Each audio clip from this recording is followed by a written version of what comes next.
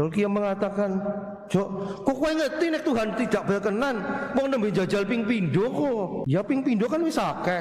Lalu Tulkia mengingatkan Pak Ijo, "Kemutan ya Jok, kemian pas kowe nembak aku ngomong I love you, aku mbok tak tolak ping 10 lebih. Jeneng tetep semangat baleni maning. Siki kon ngantri vaksin demi keselamatanmu wegah. Syaratnya ngene bae Jok. Ki ngesuk nek ana kesempatan vaksin maning kowe gelem vaksin ora usah apel. Aku wedi mbok ketularan Covid malahan." Dalam nama Bapa dan Putra dan Roh Kudus. Amin. Tuhan bersamamu dan bersama rohmu. Bapak Ibu Bapak Saudara sekalian yang terkasih, selamat pagi. Selamat pagi. Ada pepatah yang mengatakan manusia berusaha tapi Tuhanlah yang menentukan. Artinya kita diajak untuk berusaha secara maksimal di dalam perjuangan hidup kita ini. Tetapi dalam perjuangan kita itu kita senantiasa menyadari bahwa segalanya sungguh ada di tangan Allah, dan kita diajak untuk terbuka pada seluruh kehendak Allah. Covid-19 masih merajalela, dan minggu-minggu ini, bulan ini semakin meningkat lagi mereka yang terkena Covid-19. Akibatnya Pak Ijo dan juga keluarganya yang selama ini belum divaksin sekarang ribut mencari vaksin, kepingin divaksin. Si Pak Ijo yang biasanya takut dengan suntikan, dengan jarum suntik, sekarang mau kepingin divaksin karena dia takut ketularan Covid-19. Sudah beberapa kali ada kesempatan untuk vaksin, tetapi antriannya panjang sekali. Dalam rangka Hari Bayangkara 1 Juli, kepolisian itu membuat vaksinasi massal. Sudah 2 kali juga antrian panjang, sampai akhirnya Pak Ijo merasa putus asa. Dan dia mengatakan kepada Tulkiem pacarnya, "Yem, wislah tak pasrah baik. Nek memang Tuhan ki apikan ya mesti aku kena untuk vaksin. Nek ora ya berarti pancen nasibku. Kesel lek antri wedi mbok malah jadi kena." Lalu Tulkiem mengatakan, "Jok, gini baik lah ya. Ya kowe pasrah ya kena, tapi aja jadi malah ora gelem antri. Pasrah sih pasrah, tapi nek ana kesempatan ya mbok melu jajal sapa ngerti entuk jatah. Wis kesel ya, wong pancen Tuhan tidak berkenan ya mbok kaya apa ya ora entuk vaksin." Lalu dia mengatakan, "Jok, kok kowe ngerti nek Tuhan tidak berkenan, mau nembe jajal ping pindho kok." Ya ping pindho kan wis akeh. Lalu Tulkia mengingatkan Pak Ijo, "Jok, kemutan ya Jok, kemian pas kowe nembak aku ngomong I love you, aku mbok tak tolak ping 10 lebih. Jeneng tetep semangat baleni maning. Siki kon ngantri vaksin demi keselamatanmu wegah. Syaratnya ngene bae Jok. Ki ngesuk nek ana kesempatan vaksin maning kowe gelem vaksin ora usah apel. Aku wedi mbok ketularan Covid malahan." Sampai di situ dulu. Apakah vaksin atau tidak nanti kita lihat minggu depan. Saudara sekalian yang terkasih, di dalam kehidupan kita ini, di satu sisi memang kita diajak untuk beriman. Beriman itu artinya percaya penuh dan pasrah kepada Allah. Percaya seperti yang dilakukan, yang dialami oleh perempuan yang mengalami pendarahan. Percaya seperti Yairus, seorang kepala rumah ibadat yang percaya kepada Yesus dan akhirnya menemukan keselamatan. Itu percaya betul. Pasrah memang pasrah.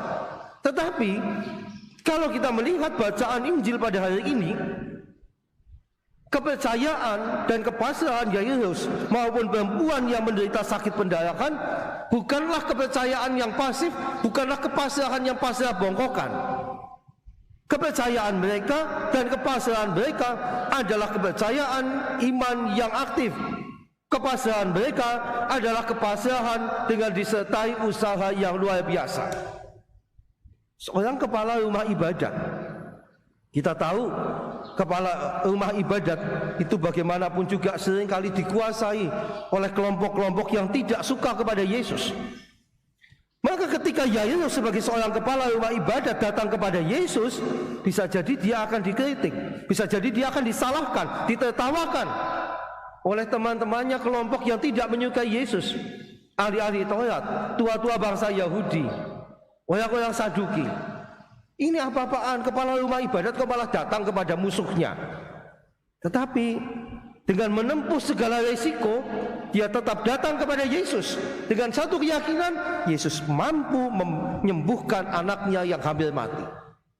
Disitulah kepercayaan bertemu dengan sebuah kepasrahan, berani menanggung banyak resiko. Itu kepasrahan sebetulnya, bukan kepasrahan yang diam tidak berbuat apa-apa. Kepasrahan saya berusaha maksimal dengan segala resiko yang harus saya hadapi, dengan satu keyakinan Allah akan menolong. Itulah yang namanya percaya dan pasrah yang sesungguhnya. Perempuan yang sudah sekian lamanya mengalami pendarahan, itu berjubel-jubel begitu banyak orang, mungkin seperti antrian vaksin yang ditakuti si Pak Ijo tadi. Tetapi perempuan ini tetap berusaha berjuang untuk mendekati Yesus. Sebuah perjuangan yang tentu tidak mudah. Seorang perempuan yang sakit, yang sedang sakit pendarahan, harus berjuang menembus kerumunan begitu banyak orang supaya bisa mendekati Yesus.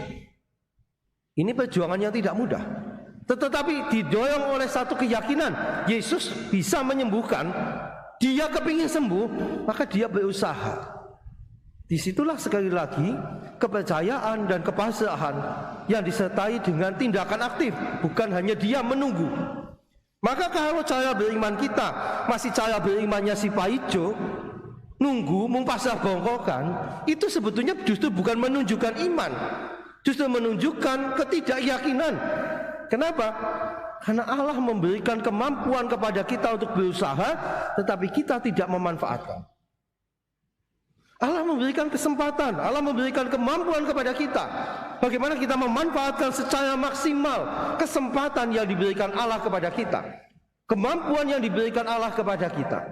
Ini kita manfaatkan maksimal.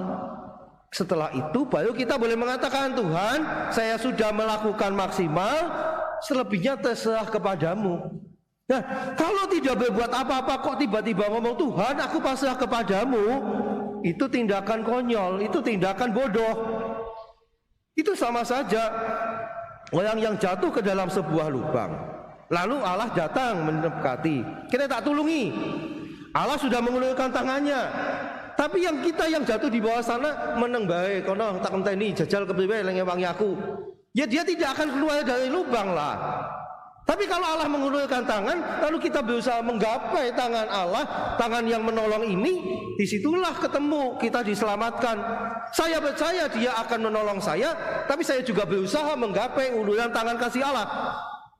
Kalau kita hanya diam, menunggu seperti Pak Ijo tadi, kalau kita tidak selamat, bukan salahnya Allah tidak menolong, tapi Allah sudah menolong, yang salah kita nggak mau berusaha menanggapi pertolongan Allah. Beriman, percaya dan pasrah. Tapi dalam kepercayaan dan dalam kepasrahan itu kita diajak untuk memberikan tanggapan yang maksimal. Tidak putus asa, itu contoh beriman. Kalau Pak Ijo tadi itu kan kayak bong mutung, putus asa. Justru kalau orang yang percaya dan pasrah, dia tidak akan mengenal yang namanya putus asa. Tidak ada istilah kamus mutung di dalam hidupnya. Karena apa? Setiap kali saya dengan kepercayaan saya, dengan kepasrahan saya akan berusaha untuk semakin menanggapi tawaran kasih Allah yang sudah diberikan kepada kita.